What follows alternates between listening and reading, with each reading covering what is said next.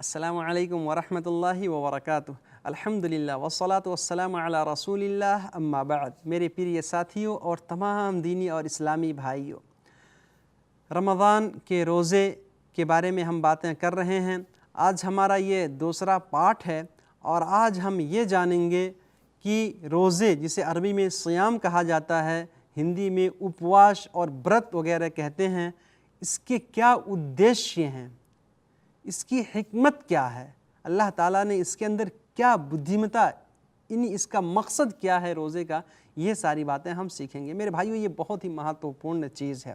अल्लाह ताला ने कुरान में फरमाया, या अय्युहल्लज़ीना आमनू कुतिबा अलैकुमुस्सियामु कमा कुतिबा अलल्लज़ीना मिन क़ब्लिकुम लअल्लकुम तत्तक़ून।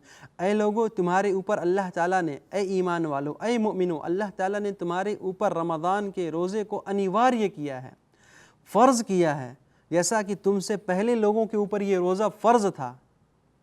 क्यों? लअल्लकुम तत्तक़ून, ताकि तुम लोग अल्लाह से भय अख्तियार करने वाला, अल्लाह से डरने वाला, अल्लाह से भयभीत होने वाले बन जाओ, अल्लाह का तक़वा तुम्हारे दिल में पैदा हो जाए। ये रोज़े का असल मकसद है। मेरे भाइयों, इस आयत से क्या पता चला हमको कि रमज़ान के रोज़े, पूरे एक महीने के रोज़े हमारे ऊपर फ़र्ज़ हैं। और सिर्फ हमारे ऊपर नहीं, बल्कि आदम अलैहिस्सलाम, जो हम सबके प्रथम पिता हैं, उनसे लेकर के जितने भी लोग इस संसार में आए, ये रोज़े सबके ऊपर फ़र्ज़ थे, किसी न किसी सूरत में, किसी न किसी शक्ल में। सब लोगों ने रोज़ा रखा है। कुछ लोग व्रत कहते हैं, कुछ लोग उपवास कहते हैं, कुछ लोग रोज़ा कहते हैं, कुछ कहते हैं भूखना बोलते हैं, इस तरह से।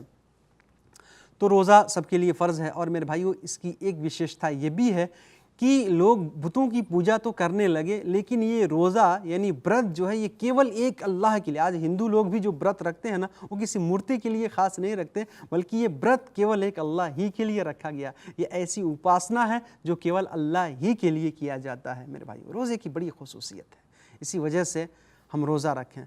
क्यों? क्योंकि रोज़ा रखने से हमारे दिल को ये प्रशिक्षण, ये तरबियत मिलती है कि हम अल्लाह से डरने वाले, अल्लाह से खौफ खाने वाले, अल्लाह से तक़वा अख्तियार करने वाले बन जाएंगे। क्योंकि इसका अर्थ ही यही है, ताकि हम अल्लाह से तक़वा अख्तियार। अल्लाह का माना होता है शायद, लेकिन यहाँ किसी भी अम्र यानी कोई भी आज्ञा या आदेश है और उसके बाद जो है, अगर लाअल्लाह ये अरबिक शब्द है, ये आता है, तो इसका माना हो जाता है ताकि, ताकि तुम तक़वा अख्तियार करो, अल्लाह से भय मानने वाले, अल्लाह से भयभीत, अल्लाह से डरने वाले, तुम्हारे दिलों में अल्लाह का भय पैदा हो जाए, भय उत्पन्न हो जाए। इस वजह से हमको रोज़ा रखना चाहिए, ऐसा होना है। आप देखें मेरे भाइयों, रोज़ा ये ऐसी इबादत है ना, हम नमाज़ पढ़ते हैं, लोग हमको देख लेते हैं। आदमी कितना भी चुपके से नमाज़ पढ़े, जमात के साथ नमाज़ पढ़ने के लिए उसको मस्जिद में जाना पड़ेगा। ईमान वाला है, सब लोग जानते हैं। ज़कात देते हैं, अगर कितना ही चुपके से दे रहे हैं, लेकिन जिसको दे रहे हैं उसको तो पता चल जाता है। इसी तरह से हज करने जाते हैं, पूरा इलाका, पूरा गाँव, पूरी दुनिया जान लेती है। लेकिन ये रोज़ा ये ऐसी इबादत है, ये अल्लाह का ऐसा उपासना है कि केवल भक्त और ईश्वर के बीच में, भक्त और सृष्टिकर्ता यानी अल्लाह के बीच में ये है, इस बीच में कोई दूसरा नहीं आता।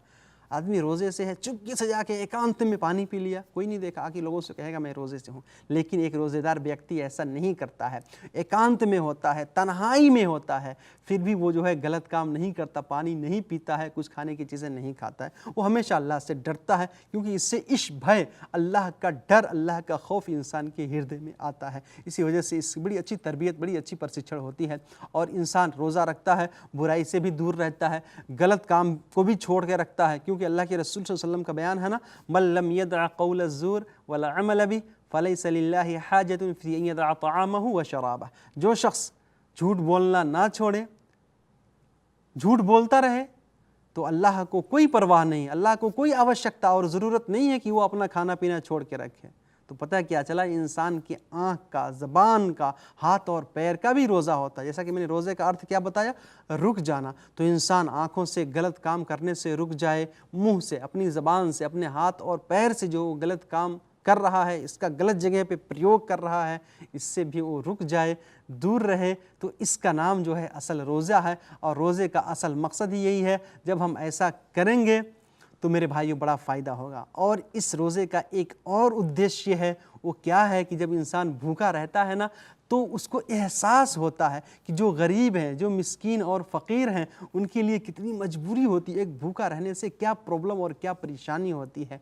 और साथ साथ एक दूसरे से माया, एक दूसरे से मोहब्बत करने की भावना उसके अंदर उत्पन्न होती है। उसके अंदर जो है एक इस तरह का विचार उसके अंदर, इस तरह की उसके अंदर सोच पैदा हो जाती है। और साथ ही में मेरे भाइयों, इसका एक और मकसद है, क्योंकि हम सब जानते हैं आजकल के वैज्ञानिक साइंटिस्ट भी ये कहते हैं कि इंसान जो कुछ भी खाता है आजकल इस दुनिया में, खास तौर से फर्टिलाइज़र से जो हम चीज़ें तैयार हो रही हैं, तो हम जो खाते हैं ना, तो हमारे दिल में, हमारे पेट में जो है ना टॉक्सिन्स यानी गंदगी वगैरह जमा हो जाती हैं। तो जब आदमी कुछ देर तक भूखा रहता है तो उसके पेट से वो गंदगी आहिस्ता आहिस्ता पैखाने के रास्ते से बाहर आ जाती है। वो जो शौच करने जाता है पैखाना करने, तो उससे वो गंदगी बाहर निकलती है, उसका पेट साफ़ हो जाता है। और पेट को रेस्ट देना, ये बहुत, कोई भी मकीना, कोई भी मशीन है, बराबर अगर चलती रहेगी तो ख़राब होने का ज़्यादा डर है। पेट भी हमारा एक मशीन ही है, तो अगर कोई आदमी रेस्ट दिया अपने मशीन को, अपने पेट को, तो उसका पेट जो है स्वस्थ रहेगा, मजबूत रहेगा, और वो जो है बीमारी से और दूसरी चीज़ों से वो भी बचता रहेगा। तो इसकी बहुत सारी हिकमतें हैं, बहुत सारे उद्देश्य हैं इस रोज़े के। अल्लाह ताला ने जो हमारे ऊपर अनिवार्य किया है, तो हमको रोज़ा रहना चाहिए। इसमें बड़ा फ़ायदा है, दुनिया का भी फ़ायदा है, आखिरत का भी फ़ायदा है, हर जगह हमें इसमें लाभ ही लाभ है, फ़ायदा ही फ़ायदा है। तो हम रोज़ा ज़रूर रखें। इंशाअल्लाह अब रोज़े की नियम क्या है हम अगले पाठ में सुनेंगे। अल्लाह ताला हम सबको कहने सुनने से ज़्यादा अमल करने की तौफ़ीक़ अता फ़रमाए। आमीन। वस्सलामु अलैकुम व रहमतुल्लाहि व बरकातुहू।